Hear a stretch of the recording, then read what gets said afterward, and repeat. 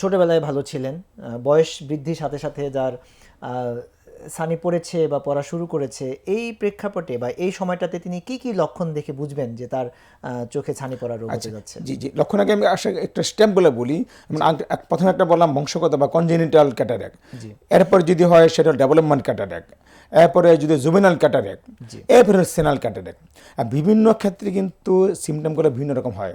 বাচ্চাদের ক্ষেত্রে যেমন এটা মাই ভালো বুঝবে, এবং মা দেখবে যে তাকে চোখের যে মনিটা, যেটা মানে মনি বলি, যে সেই জায়গাটা দেখা যাচ্ছে পুরো সাদা হয়ে গেছে। জি আর আর এমনিতে অন্য অন্য বয়সগুলোতে কিংবা বাড়ন্ত বয়সে যখন হয় তখন সে বলবে যে না, সে চোখে ভালো দেখে না, এবং লক্ষ্য করে তাকাবে যে এই ফ্যামিলি মেম্বারে অন্যদের চোখের মনিটা দেখতে যে এরকম তাতে একটু অন্যরকম, সাদাটে ভাব চলে আসছে, কি মেঘলা মতো মনে হচ্ছে, তখন বুঝি হয়তো ছানি হয়তো পড়তে পারে।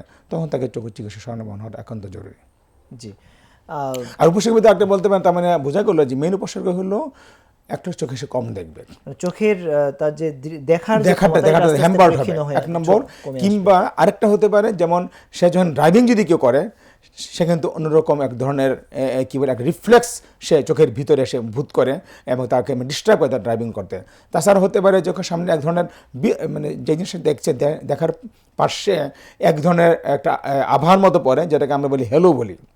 এই তারপরে কিছু তার সমস্যা থাকতে পারে, যেমন ব্যথাগত, অথবা দেখা গেলো যে হালকা মাথা ব্যথা, হালকা ফোরহেড বা কপাল ব্যথা, কারণ দেখা না দেখতে পারার জন্য তার এক ধরনের স্ট্রেন সে বোধ করে।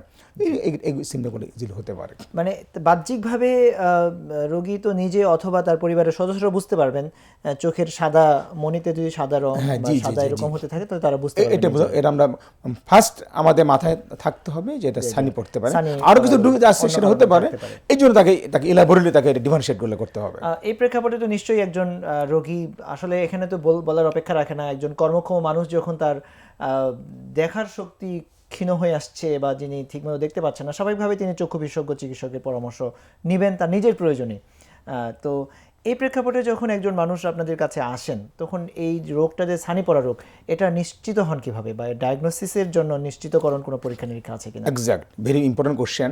কারণ আগে আমাকে ডায়াগনোসিস করতে হবে প্রপারলি, জি স্যার। কারণ তা না হলে কিন্তু আরও অনেক কিছু, যেমন আমি একটু বললাম যে আমরা সানিটা আমরা চিন্তা করি মূলত, কিন্তু আরও কারণ থাকতে পারে। যেমন বাচ্চাদের ক্ষেত্রে হয় রেটিনোব্লাস্টোমা, টিউমার হতে পারে, আমাকে ইনভেস্ট করতে হবে, যেটা আলাদা ট্রিটমেন্ট। কিন্তু এখন আমরা মূলত যারা কাজটা করি, আগে তার ভীষণটা আমরা চেক করি, তার ভীষণটা কতটুকু ছিল, কতটুকু এখন কতটুকু কমে গেছে।